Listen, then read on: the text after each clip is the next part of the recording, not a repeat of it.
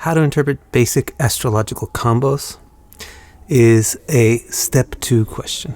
What you need to do first is level 1, what I call, or step 1. Step 1 means you have to be really, really conversant with the symbolism of the planets, signs, and houses. Once you know those things, you can start to use them, and that's what level 2, or step 2, in reading an astrology chart is all about. Now, teaching somebody step 2 of astrology is a lot different than teaching them step 1. In my level 1 courses, basically, I give you the best information that I can, and you listen to it and you try to understand it as clearly as you can. And you ask questions, and I clarify with replies until you understand the information as clearly as you can. So it's really like teacher informs student. Level 2 is different because it's not about information anymore. Now it's about art, technique, practice. So you have to be doing something actively in level 2. So what I do in level 2 courses is much more workshop-y style, where you're practicing a technique and I'm helping you get better and better at it by critiquing it or congratulating it and explaining why. So I'm taking enrollments now for level 2 online intensive, which is the whole level 2 content wrapped into less than a dozen sessions. So if you're interested in that, keep watching the video, because I'll give you the essence of it, and check out the information in the description of the video or on the screen right now. All you really need to do is go to this page. So there is one essential thing that you have to learn really clearly, and then you practice that again and again and again in all kinds of different settings. Planets in signs, planets in houses, planets as lords in other houses. And it's the same basic theory practiced in all these different scenarios. And if you learn this one theory, which I'll share with you right now in brief, if you learn this one basic theory of how astrological symbols combine, you can actually start to interpret anything. Any type of combination, a planet and a nakshatra, 2 planets together as a conjunction, an aspect of one planet to another, anything.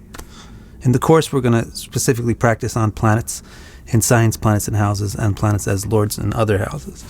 But what you're practicing is something that you can apply to every type of combination in any astrological chart, including when you go meta level, which is where you have to say, well, this planet is in that sign and that other planet is in that other sign. What does that mean together? It's going to always be the same basic theory.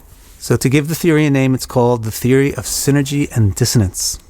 The simplest way to explain the idea is to consider getting stuck in an elevator with another person for like 2 hours. The way that you and that other person would interact is very similar to the way 2 astrological symbols will interact. You have a bunch of things that you're into, and that other person has a bunch of things that they're into. If you, for example, are a person that really loves astrology, and you really love spiritualism and stuff like that, and you like cooking, and also sometimes you like to sew. Now you're stuck in an elevator with another person that isn't into astrology at all. Their main thing is like fashion. They're not into spirituality really that much. They're into fashion, but guess what? They also sometimes like to sew. You're going to find that out when you get stuck together in an elevator for 2 hours. So you're going to find out that, hey, you like to sew? I also like to sew. And then what happens? Your whole relationship becomes based on the fact that you both like to sew, and that's how you connect, and that's what you talk about, and that's what you do while you're together. That's how planets will work. You may have a planet like Jupiter, and it's about things getting bigger and bigger, and it's about trusting and being optimistic and having faith and what you believe in and your morality and all that stuff. And it's also about kids, because kids are the things which get raised and which grow bigger and which we have to give morals to and stuff like that. They're the expanders of the human race. Now, if you put Jupiter in an elevator with a sign like, let's say, Cancer. Well, Cancer is about mothering. Like, bam! As soon as as soon as you realize, like, wait, this planet here, Jupiter, is about kids, and this sign here is about mothering, something good is going to happen because they're both in the same thing.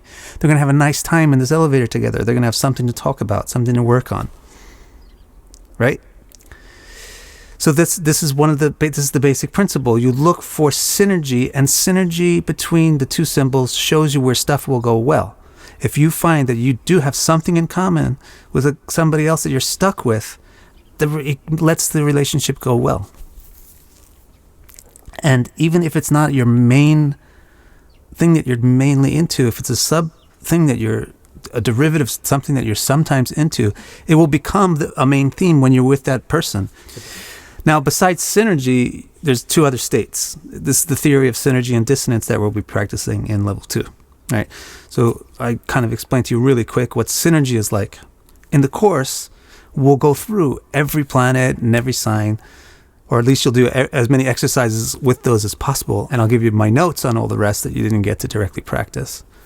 But in this quick little video on YouTube, that's all I can show you right now. But I do want to mention to you the other states of this theory. This first state of the theory is synergy. The other state is dissonance, and then there's another state which is like neutral.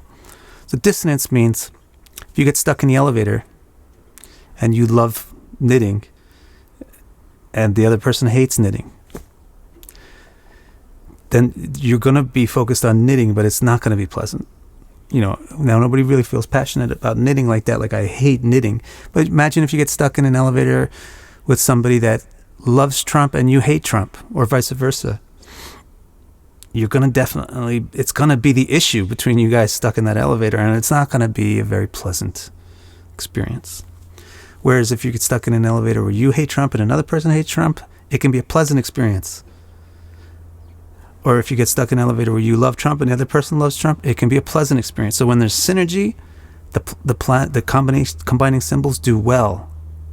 That symbol that they indicate flourishes. And so, for example, Saturn in the 6th house, it's a planet of illness in a house of illness. There's synergy here. And the result of Saturn in the 6th house is strong health, because it's a positive. But Saturn in the 2nd house, it's a planet of ill health and a house of good health. So there's a dissonance between the planet and the house that it's occupying. So the end result is a problem with that topic of health. So you get negative health is the basic interpretation for Saturn in the 2nd.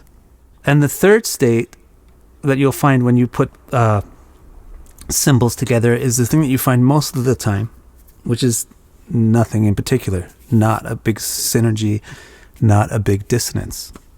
Like if you think about getting stuck in an elevator with somebody, there's 150 things that each person likes or dislikes in life, and 148 of them are totally unimportant to the two of you stuck in this elevator. There's only one or two or three or a couple on which both of you have some strong feelings on this issue.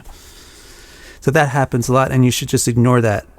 This is a big lesson, actually, not to just try to combine every single symbol. Only focus on the things which have synergy or dissonance. So now you know the basic theory that we will be practicing, exploring, getting better and better at using and seeing how it actually works in all different scenarios. How does it actually work with Jupiter and Gemini? How does it actually work with the 5th Lord in the 9th house? How does it actually work with Saturn in the 3rd house versus Saturn in the 4th house? So I definitely encourage you to participate in this level 2 course. It's beginning in January. I'll put all the information about it on screen right here, right now, and in the text below, so you can enroll before the course starts. Thank you.